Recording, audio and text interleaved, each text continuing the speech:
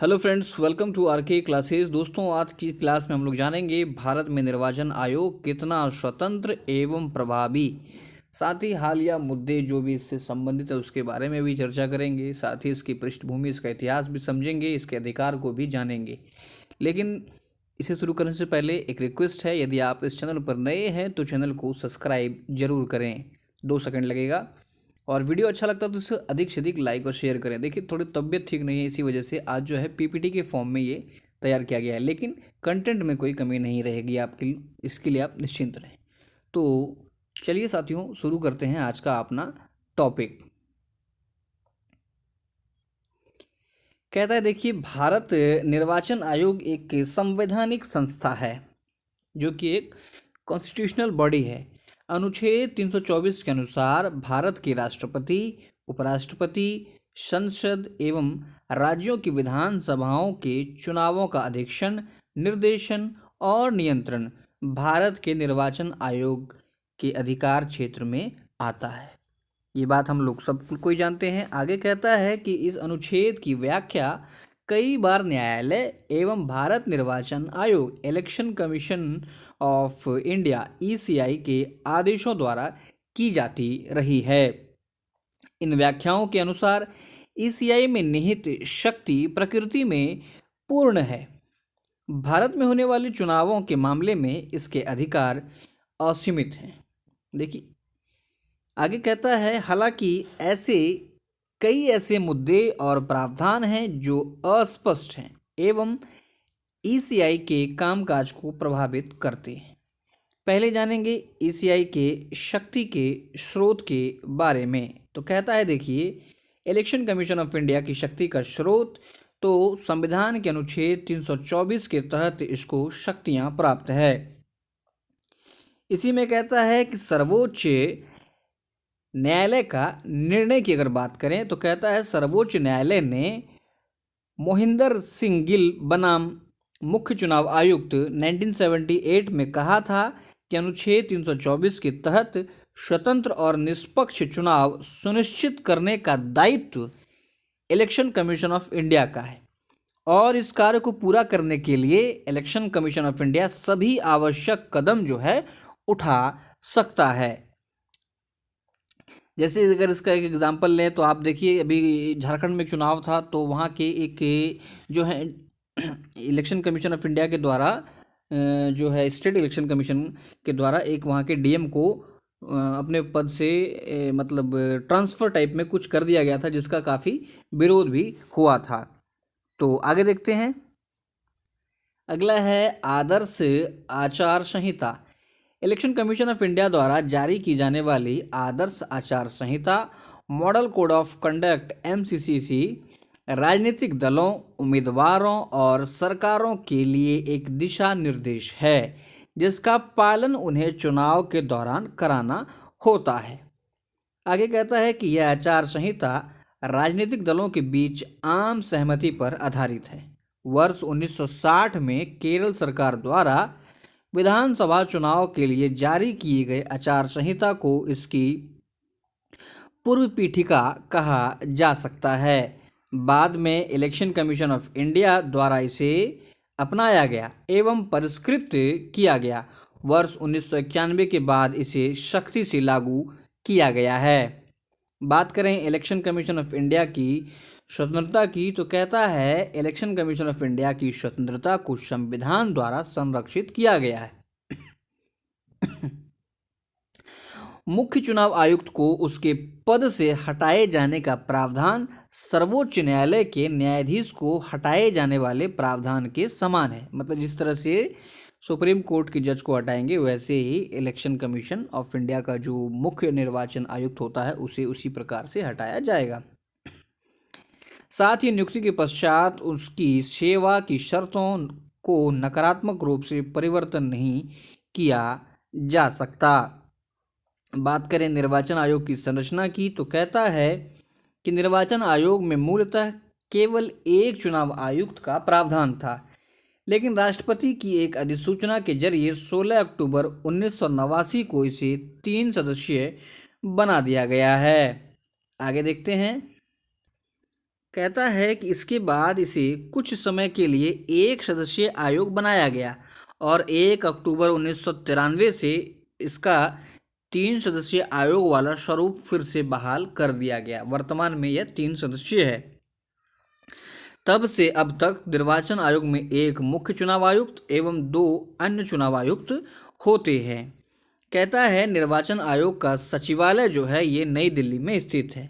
मुख्य निर्वाचन अधिकारी आईएएस रैंक का अधिकारी होता है जिसकी नियुक्ति राष्ट्रपति द्वारा की जाती है तथा अन्य निर्वाचन आयुक्त की नियुक्ति भी राष्ट्रपति के द्वारा ही किया जाता है। बात करें इनके कार्यकाल की तो इनका कार्यकाल 6 वर्ष या 65 वर्ष की आयु होता है और इन्हें भारत के सर्वोच्च न्यायालय के न्यायाधीश के समकक्ष दर्जा प्राप्त होता है। और बात करें इनके वेतन जो है उनको ये सर्वोच्च न्यायालय के न्यायाधीश के समान ही वेतन एवं भत्ता मिलता है। आगे देखते हैं।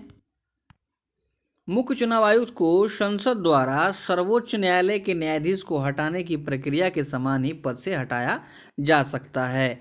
यहाँ से देखते हैं इस इलेक्शन कमीशन ऑफ इंडिया से संबंधित मुद्दे। कहता है शक्तियों का अपरिभाषित होना। आदर्श आचार संहिता के अलावा इलेक्शन कमीशन ऑफ इंडिया समय समय पर उन मुद्दों पर दिशा निर्देश एवं स्पष्टीकरण देता रहता है जो चुनाव के दौरान उठते हैं। इस संहिता में यह निहित नहीं है कि इलेक्शन कमीशन ऑफ इंडिया क्या कर सकता है। इसमें केवल उम्मीदवारों, राजनीतिक दलों एवं सरकारों के लिए दिशा निर्देश शामिल होते हैं। इस प्रकार इलेक्शन कमीशन ऑफ इंडिया के पास चुनाव से जुड़ी शक्तियों की प्रकृति और विस्तार को लेकर भ्रम की स्थिति बनी रहती है। बात करें आदर्श आचार संहिता को लेकर कोई कानूनी प्रावधान नहीं है। ज्ञातव्य है कि आदर्श आचार संहिता राजनीतिक दलों के बीच आम सहमति पर आधारित है। इसके लिए कोई भी कानूनी प्रावधान नहीं किया गया है। इसका पालन हेतु कोई वैधानिक व्यवस्था भी नहीं है और इससे निर्वाचन आयोग द्वारा केवल नैतिक एवं संवैधानिक अधिकारों के तहत लागू किया जाता है। तो यह भी एक समस्या है। कहता है कि चुनाव चिन्ह आरक्षण और आवंटन आदेश 1968 के पैरा 16A के अनुसार यदि कोई मान्यता प्राप्त राजनीतिक दल आदर्श आचार संहिता का पालन करने से मना करता है तो आयोग उसकी मान्यता निलंबित कर सकता है या वापस ले सकता है। इस पर कुछ बुद्धिजीवी तर्क देते हैं कि जब एमसीसी कानून रूप से लागू ही नहीं है तो इलेक्शन कमीशन ऑफ इंडिया मान्यता को वापस लेने जैसा दंडात्मक कार्रवाई का सहारा कैसे ले सकता है। अधिकारियों का स्थानांतरण। राज्य सरकारों के अधीन ऐसे अधिकारी जो चुनाव आयोग के दौरान इलेक्शन कमीशन ऑफ इंडिया के कार्य से संबंधित होते हैं उनका अचानक स्थानांतरण भी आयोग के कामकाज को बाधित करता है। आगे कहता है मोहिंदर सिंह गिल मामले में न्यायालय ने स्पष्ट कर दिया था कि इलेक्शन कमीशन ऑफ इंडिया अनुच्छेद 324 से तभी शक्ति प्राप्त कर सकता है जब उस विशेष विषय से जुड़ा कोई अन्य कानून मौजूद ना हो।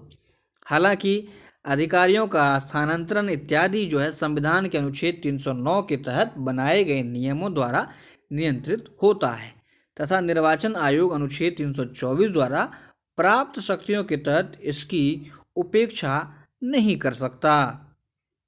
आगे कहता है अन्य कानूनों के साथ टकराव की अगर बात करें तो एमसीसी की घोषणा के पश्चात मंत्री किसी भी रूप में वित्तीय अनुदान जैसे सड़कों का निर्माण, पेयजल सुविधाओं का प्रावधान या सरकार में किसी भी पद पर तदर्थ नियुक्ति आदि की घोषणा नहीं कर सकते हैं। आगे कहता है जबकि जन प्रतिनिधित्व अधिनियम 1951 की धारा 123(2)(b) के अनुसार किसी भी सार्वजनिक नीति की घोषणा या कानूनी अधिकार के प्रयोग को मुक्त एवं निष्पक्ष चुनाव में हस्तक्षेप नहीं माना जाएगा। इसके अलावा चुनाव की प्रक्रिया को बाधित करने वाले उम्मीदवारों को आयोग घोषित करने की शक्ति निहित नहीं है। अधिक से अधिक यह संबंधित मामले को पंजीकृत करने के लिए दिशा निर्देश जारी कर सकता है। साथ ही चुनाव प्रचार के दौरान राजनेताओं के भड़काऊ या विभाजनकारी भाषणों से निपटने के लिए पर्याप्त अधिकार भी इसके पास नहीं है। इसी कारण वर्ष 2019 के आम चुनाव के दौरान इलेक्शन कमीशन ऑफ इंडिया ने सर्वोच्च न्यायालय के समक्ष यह स्वीकार किया कि इसके पास पर्याप्त शक्तियां नहीं हैं। बंगाल चुनाव भी आप ले सकते हैं। बात करें निष्कर्ष की तो कहता है इलेक्शन कमीशन ऑफ इंडिया ने कर्तव्य के प्रति प्रतिबद्धता से भारतीय जनमानस के बीच लोकतांत्रिक एवं संवैधानिक संस्थाओं के प्रति एक विश्वास पैदा किया है। यद्यपि कानूनी मापदंडों के अस्पष्ट क्षेत्रों में संशोधन किया करने की आवश्यकता है ताकि इस इलेक्शन कमीशन ऑफ इंडिया जो है ये मुक्त और निष्पक्ष चुनावों के माध्यम से लोकतांत्रिक व्यवस्था को सुनिश्चित कर सके। तो ये था आज का अपना प्रश्न।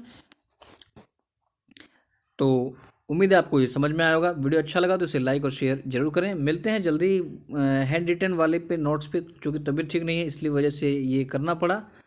चलिए दोस्तों।